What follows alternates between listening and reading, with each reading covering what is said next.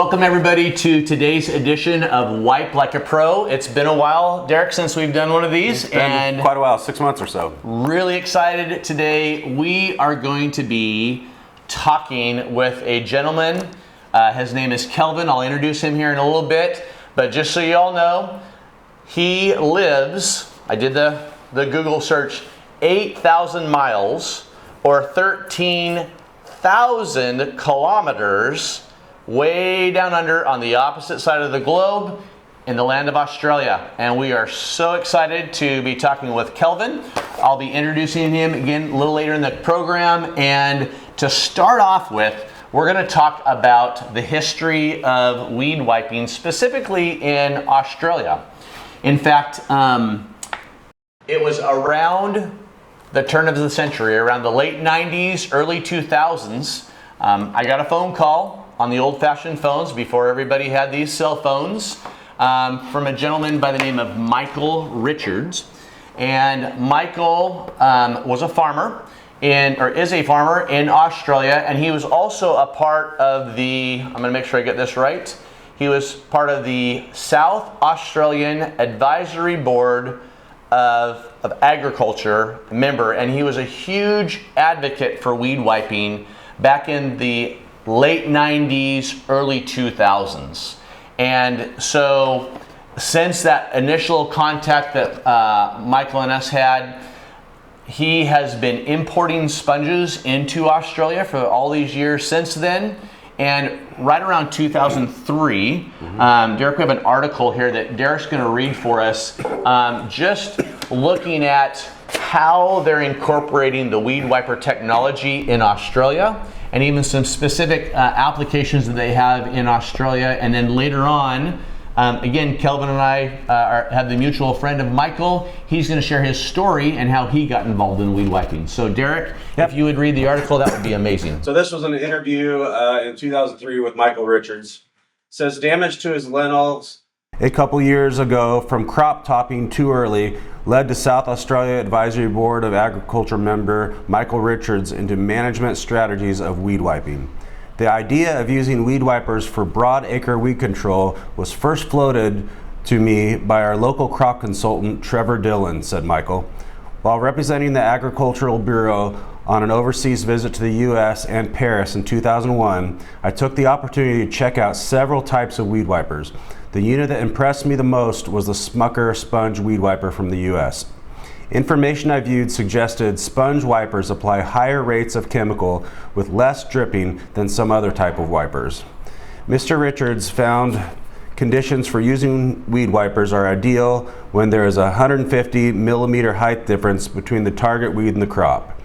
I have found the sponge wipers are best operated at 11 to 15 kilometers an hour, he said. The sponge wiper allows for low rates of herbicide to be applied directly to target weeds while at the same time minimizing spray drift and herbicide residue problems. Mr. Richards says the demand for weed wipers has been extremely strong, with thousands of hectares being wiped in South Australia and Victoria last year. We have sold complete units as well as sponge kits to farmers who have made up their own booms, said Michael. The Smucker Weed Wiper has proven itself on a wide range of applications other than just weed control and lentil crops. Farmers in South Australia and Victoria are using the sponge over pastures, under center pivots, and over clover seed crops. They are absolutely magic in the control of wild turnips and radish infestations. I also see a major use for weed wipers in orchards and vineyards. Awesome. Thank you, Derek. So that leads us into our good friend Kelvin here. Kelvin, again, is a friend of the Michael Richards, who is retiring now. And that's how Kelvin entered the weed wiping world. So Kelvin, we would love it if you would share with us just your background, what you do. I know you're a custom applicator. I believe you call it, what do you call it in Australia? Custom applicator? Contracting. Contractor. There we go. So give us your background, Kelvin, and just share us with your story. Yeah, g'day fellas, how you going? Yeah, so we've got a small farm here in South Australia. We're about 180 to 100 kilometres north of Adelaide, and it's a very large lentil growing area, and yeah, we sort of fell into the industry a little bit.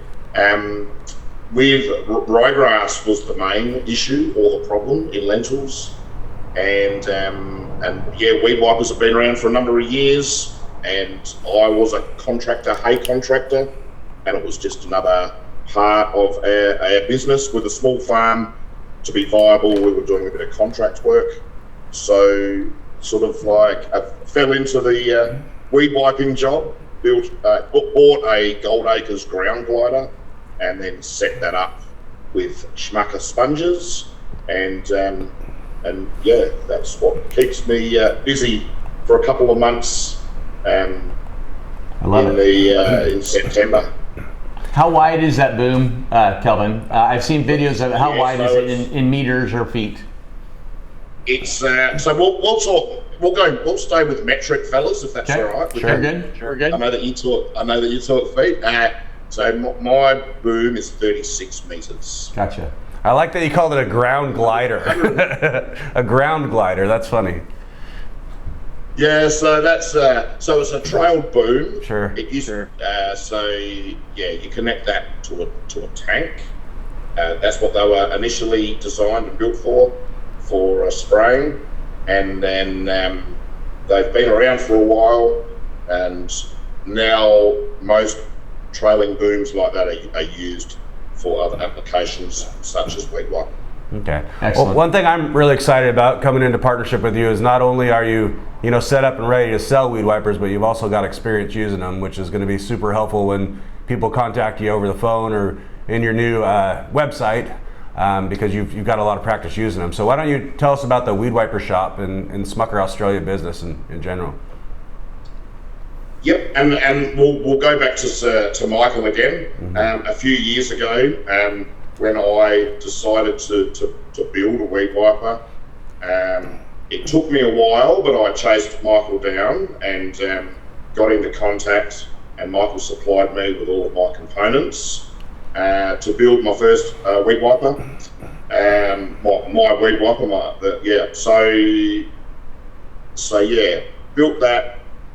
And Michael supplied me all of my components. So not that there's a lot of maintenance or things to do, but at the start of every season, just used to be in contact with Michael, just to get a few bits and pieces to start the season. I reckon it's 3 years I've been doing it. This will be my 4th season. So and yeah, still on. The majority of my sponges are still original that I started with, so they've done just on 10,000 hectares. Wow. Yeah, in the States, you know, we have a lot of custom applicators or contractors, and usually, when people call and they're asking how long can they expect their sponges to last, we tell them that, custom applicators will do thousands and thousands of acres a year, and they still get, maybe 3, 4, 5 years out of their sponges. So yeah, as long as you store them correctly and flush them out, they should last a long time. So. That's 24,000 acres. That's a lot. That's a lot. I know Australia's a big area. You got great big long fields, but I think your 36 meters about equivalent of about a 60-foot boom. That's impressive. That's a lot of acres. So 36 meters is roughly 120 foot. Oh, 120. Okay, you're right. Yeah. That's a very, very long boom. Yeah. And then you have a so look, majority of initially our work was ryegrass in lentils. So it's pretty soft on the sponges, but now there's more and more like thistle and Roundup Ready canola, which can be a little bit more aggressive on the sponges.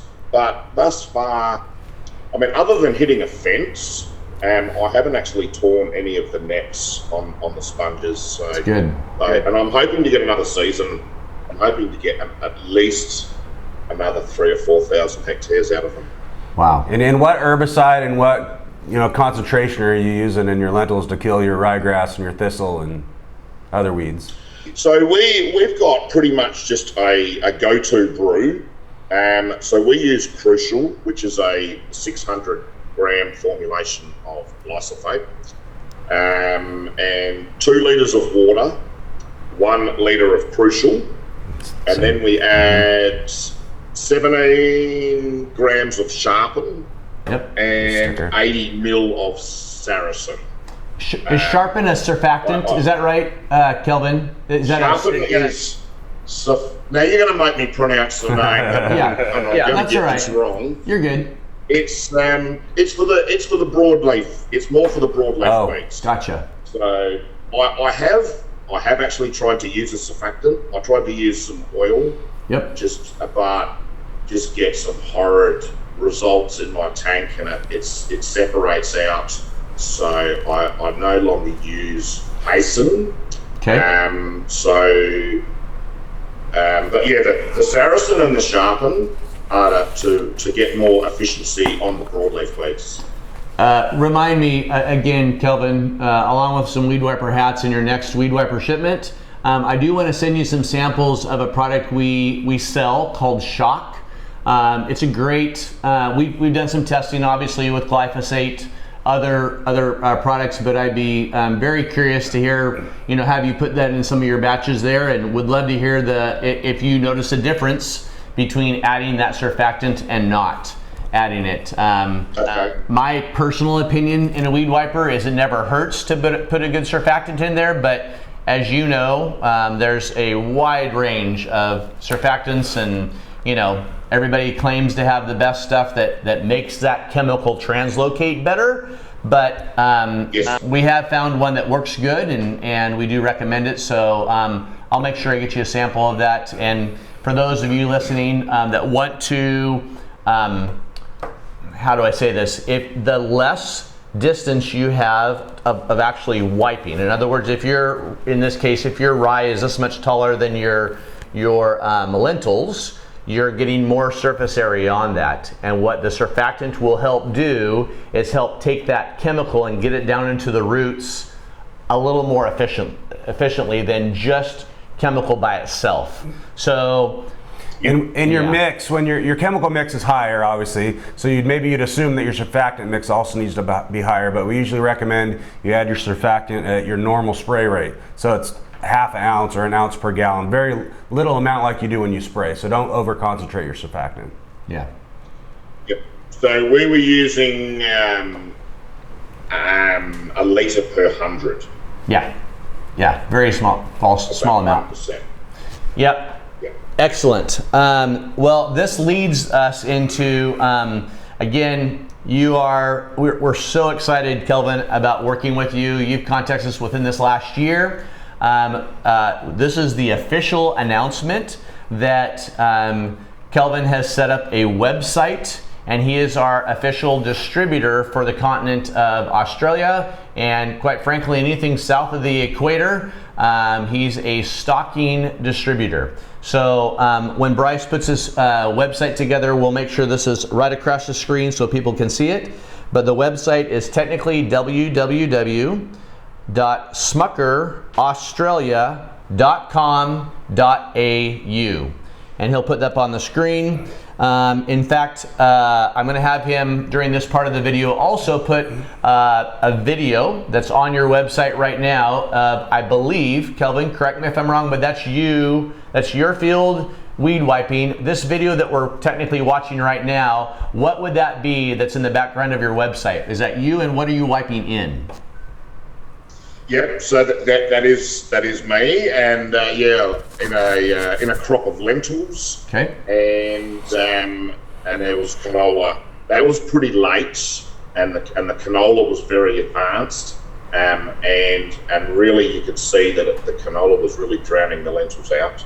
So technically could have been in there a little bit earlier, but yeah, that was that paddock or field was north of us by a couple of hours up around Laura. So and yeah, did a bit of a run up there last year, did quite a few paddocks up there. Was that just volunteer canola from the year before, or is canola something that jumps around? Yeah, no, that was from 2 seasons before. So this is just my experience, and I've got no scientific data or anything to back this up by. But Roundup Ready canola is very hard seeded, and it is coming up after fellas have grown it.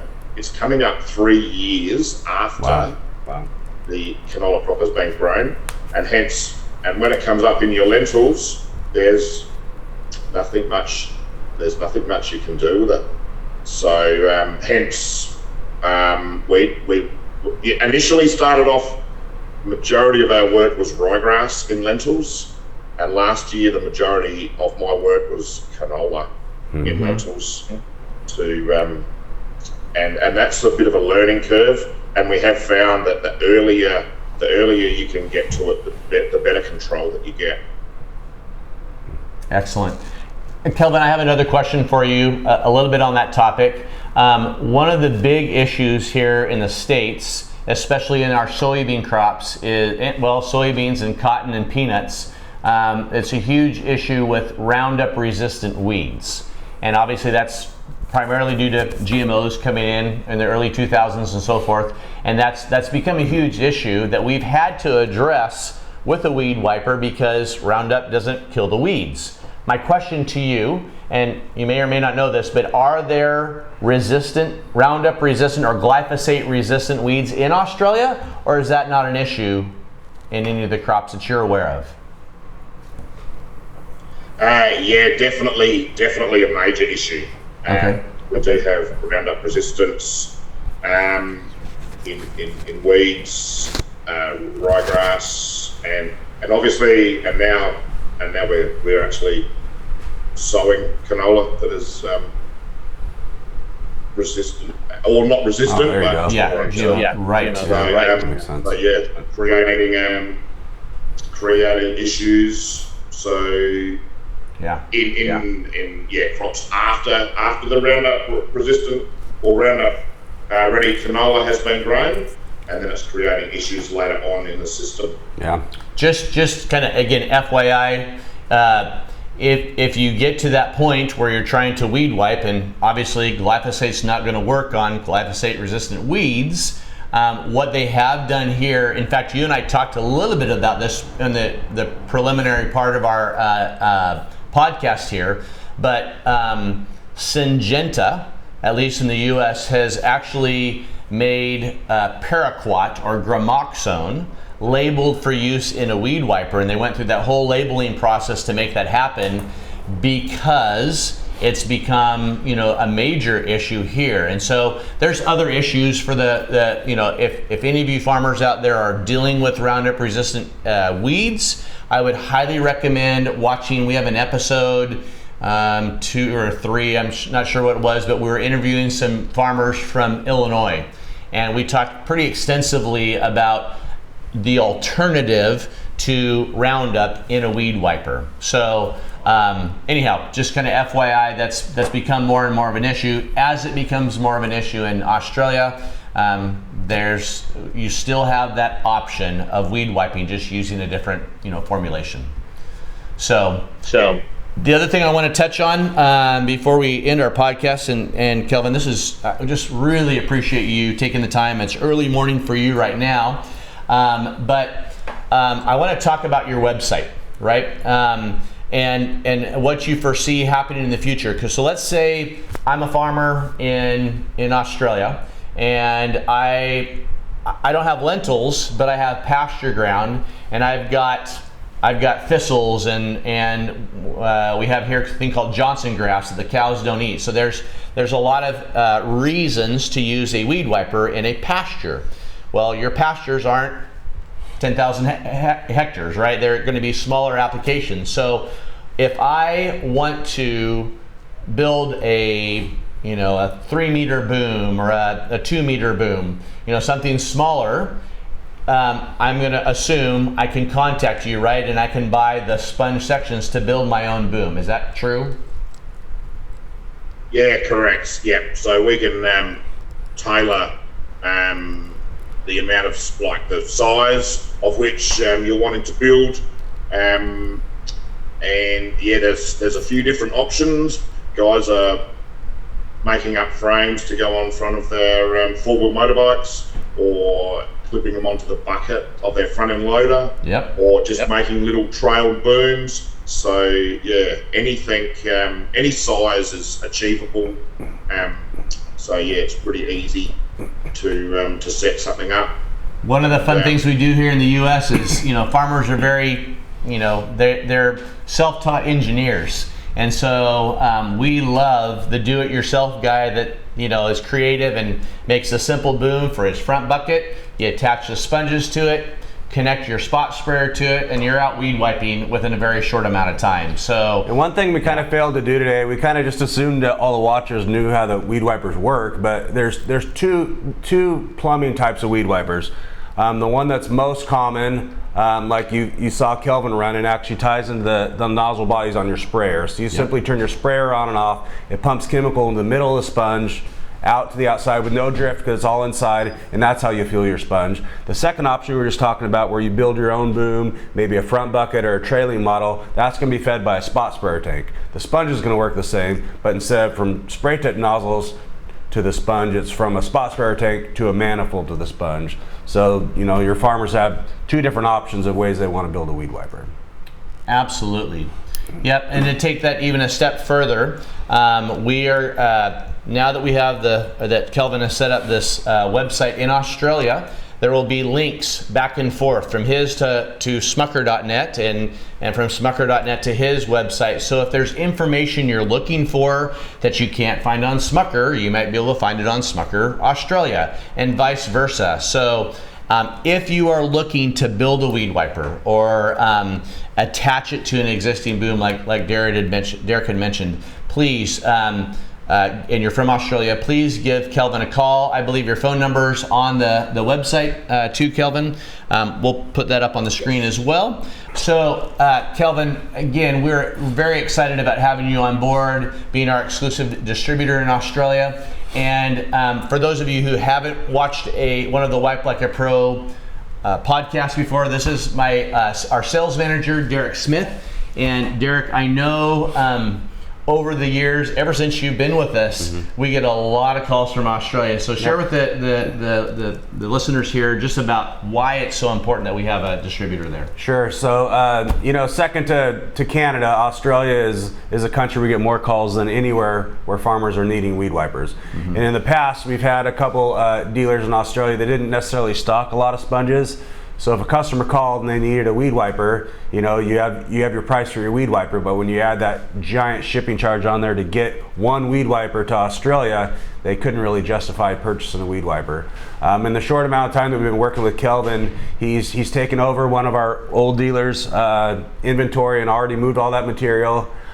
He made a decent stocking order after that, and I believe you've already pretty much moved all those sponges. And then just, a month or so ago, he made a giant weed wiper order. Yeah. So if you need sponges in Australia, he's got a tremendous amount of inventory that he'd get to you quick, and landed price is going to be much lower than buying a weed wiper kit because he shipped them in on a great big pallet. So, absolutely. Thank you, Derek. Yep. I appreciate that. All right, so we're going to wrap up the podcast today, and I'm going to shift gears. We are going to address a topic. We've been geeking out on weed wiper stuff the whole time. So I'm going to address a topic that I know our listeners here in America want to know, and I think our listeners in Australia would want to know this too. So, Kelvin, here's the last topic, okay? I've heard you guys have this spread that you put on your toast, and it's called Vegemite. Is that a true statement? It's kind of a spread. Yes. It is. Okay, good. So I did a little research on Google, and the great part about Vegemite is it's actually derived from yeast grown on barley and wheat. So you're supporting Australian farmers. Is that correct? It is. It's discarded brewer's yeast. Love it. Love it. They get it from a brewery, discarded. They should have just kept it discarded, because I've had it and it's awful. Well, now wait. Now we're getting to the question here. Okay, so here's the question: does it taste as good as Smucker's strawberry jam on toast. That's part one. Part two, does it actually have vegetables in it? Or is that just part of the name to make you feel better about eating the stuff? What's the answer? So answer to question one. I've never had jam. I'll have to send him some. Oh my goodness. Okay. So I can't compare the two. I grew up on Vegemite, and to this day I still have it on toast. Love it. A little bit goes a long way. You do not need a lot of it, but it's a staple for lots of Love it. Australians for breakfast. Well, you've mentioned that you've been to the U.S. once, so you have an open invitation to come back to the U.S. We would love to do that. I know it's on both of our bucket lists to come to Australia, so I think we should make a deal here and now, okay? If you come to America, guaranteed we'll make you not just a jam, but a Smucker's. It's a common brand. A Smucker's strawberry jelly, peanut butter jelly sandwich, and a root beer. You got to have that when you come to the U.S. But when we come to Australia to visit you, I'm expecting to dine on two things: Vegemite on toast, and you have a ginger beer that sounds really good. I think it's Bundaberg. Is that right? A famous ginger beer? Yep. What did you just? Yeah. So it's Bundaberg. Bundaberg. Bundaberg. I think they even have a sarsaparilla, if I'm not mistaken. Is that right? Yes. Okay. All right. I think that's relatively close to root beer, so we're all good. Just to wrap up, again, Kelvin, we are extremely grateful that you took the time to do this Zoom conference and the podcast, and we are looking forward to posting this. But more importantly, we are looking forward to working with you, Kelvin. One of the things that I've always told people is anybody can sell a good product, but it makes a huge difference when you enjoy who you're working with, right? And so we've gotten to know you a little bit. Obviously, this whole podcast is getting to learn a little bit more about you, but I can tell you from what I know of Kelvin, you're going to really enjoy just visiting with him. His experience is second to none. And I think it's going to be just a great win-win situation in the future for Weed Wipers in Australia. So thank you so much for joining us, Kelvin. And we're going to close because I have a new closing statement, and we're going to have you help us with this, okay? Kelvin, we practiced this ahead of time, but we're going to see if we can do this. So until the next episode, if you want to win the war against taller growing weeds, you need to wipe like a pro. There we go. And of course, if you're weed wiping, you can't just do it with anything. You need to use a super sponge. I screwed that one up. Oh, that didn't go so well. No. But that's all right. You know what? Thank you all for joining us. We're going to practice our commercials for the next time. But again, thank you so much for joining us. Please, if you're on the website, the YouTube channel, please like and subscribe. We don't have a lot of followers, just all those farmers who want to geek out on weed wipers. So we need you to like and subscribe our YouTube channel and help it grow and become the most popular weed wiping YouTube channel on the planet. That's our goal. So thank you so much, Kelvin. All right, thanks, Kelvin. Have a great day. Yeah, Good day, thank mate. you very much. It's great. It's great to be on board with you guys, and I can honestly say that your YouTube channel, your subscribers potentially will go down after I hear your episodes. No. So I don't think I'm going to help you with your numbers whatsoever. I disagree with you, Kelvin. We've agreed on a lot of things, but I disagree with you. You'd be surprised how many farmers love to just sit in their tractor and listen to YouTube stuff that, they can relate to. So that's the purpose of this channel, and we greatly appreciate your help in this, and look forward to maybe a future episode in the Australia version 2. Who knows? Hey, I'm pretty confident, and I can make this claim. if you get any more subscribers after this YouTube clip goes up, yes, sir. I'm quite happy to come on and we can do take 2, and we'll have another chat. I love it. Okay, deal. We're logging subscribers as of right now. So out of the 120 that we have, or whatever it is, if it's 125, you lose the deal, buddy. We're doing it again. Yeah. So is five's the number that we have to get? Five's the number. Yeah. You get 5 more. I'm calling all your relatives, okay? I'm calling our relatives and I'm saying, watch Kelvin, man. Like and subscribe.